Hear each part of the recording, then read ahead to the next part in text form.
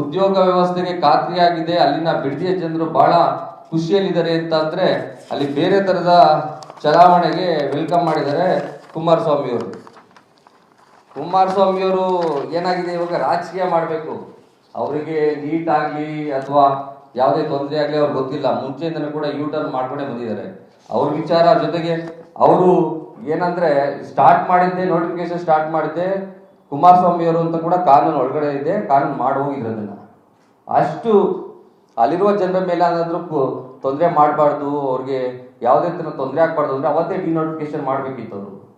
ಅವ್ರು CM ಆಗಿದ್ದಾಗಲೇ ಮಾಡಿದರೆ ಇವಾಗ ಬಂದು ತಮ್ಮ ಸ್ವಾರ್ಥಕ್ಕೋಸ್ಕರ, ರಾಜಕೀಯಕ್ಕೋಸ್ಕರ ಈ ರೀತಿ ಮಾಡುವಂತ ಕೆಲಸ ಇದೆಯಲ್ಲ, ಅದನ್ನ ಯಾರು ಕೂಡ ಸಹಿಸಲ್ಲ. ಆಮೇಲೆ ಅಲ್ಲಿರೋ ಜನಕ್ಕೂ ಗೊತ್ತಿದೆ, ಇವರು ಆ ಒಂದು ಟೌನ್ಶಿಪ್ ಮಾಡ್ಬೇಕಾದ್ರೆ DLF ಜೊತೆ ಯಾವ ರೀತಿ ಹೊಂದಾಣಿಕೆ ಮಾಡ್ಕೊಂಡಿದ್ರು, ಪ್ಲಾನ್ ಮಾಡಿದ್ರು ಅಂತ. ಅದು ಸಕ್ಸಸ್ ಆಗಿಲ್ಲ ಅಷ್ಟೇನೆ. ಅದನ್ನ ಯಾರು ಕೂಡ ಅಲ್ಲಿಯ ಜನ ಯಾರು ಮರ್ತಿಲ್ಲ, ಇವ್ರು ಮರ್ತಿರ್ಬೋದು. 20 ವರ್ಷದ ಜೊತೆ ಕೇಳಿ ಅವರೇ ಫಸ್ಟ್ ಕಂಡು ಹಿಡಿದಿಲ್ವ ಚಿನ್ನದ ಗಣಿನ. ಹಂಗಾರೆ ಒಂದೇನ್ ಗೊತ್ತಾ, ಪಾಪ ಅವ್ರೇನಾಗಿದೆ, ಈಗ ಯುವ ನಾಯಕ ಅಂತ ಮಗನ್ ಬಿಟ್ಟಿದ್ದಾರೆ. ಮಗನಿಗೆ ಕಾಮನ್ ಮ್ಯಾನ್ ಅಂತೆ. ಕಾಮನ್ ಮ್ಯಾನ್ ಅಂದ್ರೆ ಯಾರು?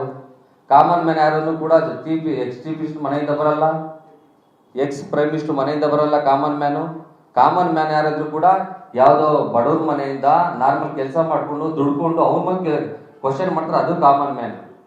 ಅದು ಕಾಮನ್ ಮ್ಯಾನ್ ಯಾಕೆ ಕೇಳ್ತಾ ಇಲ್ಲ ಹಂಗಾದ್ರೆ? NDA ಸರ್ಕಾರ ವಿದ್ಯಾರ್ಥಿಗಳಿಗೆ, ಯುವಕರಿಗೆ ಯಾವ ರೀತಿ ಜಾಬ್ ಅನ್ನ ಪ್ಲಾನ್ ಮಾಡಿದೆ, ಏನ್ ತೊಂದರೆ ಆಗಿದೆ, ಅವ್ರ ಪರ ಯಾಕೆ ನಿಲ್ತಾ ಇಲ್ಲ? ಅವರು ನೀಟ್ ವಿಚಾರಕ್ಕೆ ಯಾಕೆ ಮಾತಾಡ್ತಾ ಇಲ್ಲ ಕಾಮನ್ ಮ್ಯಾನ್?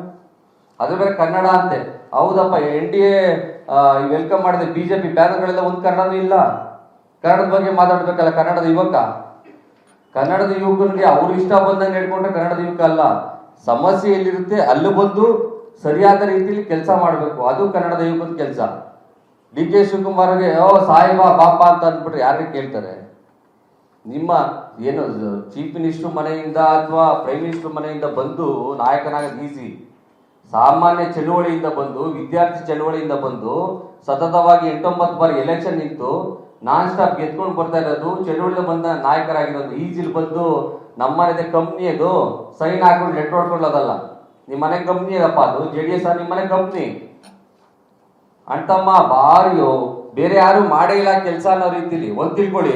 ನಾನು ಕೂಡ ಸಾಮಾನ್ಯ ಕುಟುಂಬದಿಂದ ಬಂದಂತವನು. 2018ರಲ್ಲಿ NSU ಅಧ್ಯಕ್ಷ ಆದಾಗ ಟಿಕೆಟ್ ಕೊಟ್ಟು ಮಹಾಲಕ್ಷ್ಮಿ ನೋಡ ಸೋತಿದ್ದೀನಿ.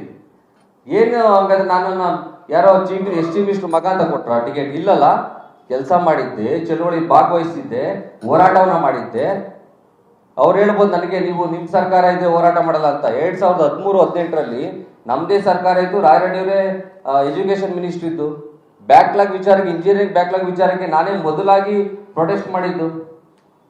ಅದನ್ನ ಅವರು ಮೀಡಿಯಾ ಬೈಟು ಕೂಡ ನಮ್ಮ ರಾಯರೆಡ್ಡಿ ಸಾಹೇಬ್ರ ಟೈಮಲ್ಲಿ ಕೊಟ್ಟಿದ್ರು. ಹೋರಾಟ ಅಂತ ಬಂದಂತ ಸಂದರ್ಭದಲ್ಲಿ ಯಾರು ಯಾವುದೇ ವಿಚಾರ ಇದ್ರು ಕೂಡ ಸರಿಯಾಗಿ ಮಾತಾಡೋದಂತ ಕಲ್ತ್ಕೋಬೇಕು. ನೀವು DK ಶಿವಕುಮಾರ್ ಅವ್ರಿಗೆ ಚಾಲೆಂಜ್ ಮಾಡಂಗಿದ್ರೆ ಪಾಪ ಅವ್ರಿಗಿನ್ನ ಗೊತ್ತಿಲ್ಲ ಅನ್ಸುತ್ತೆ. ಒಂದ್ಸಲ ಮನೆಯಲ್ಲಿ ತಂದೆ ಇದ್ದಾರೆ, ತಾತ ಇದ್ದಾರೆ, ಕೇಳಿ ಅವ್ರಿಗೆ ಯಾವ್ಯಾವ ರೀತಿ ಪಾಠ ಕೊಟ್ಟಿದ್ದಾರೆ, ಯಾವ ರೀತಿ ಪಾಠ ಕೊಟ್ಟಿದ್ದಾರೆ, ಯಾವ ರೀತಿ ಪಾಠ ಕಲಿಸಿದ್ದಾರೆ ಅಂತ.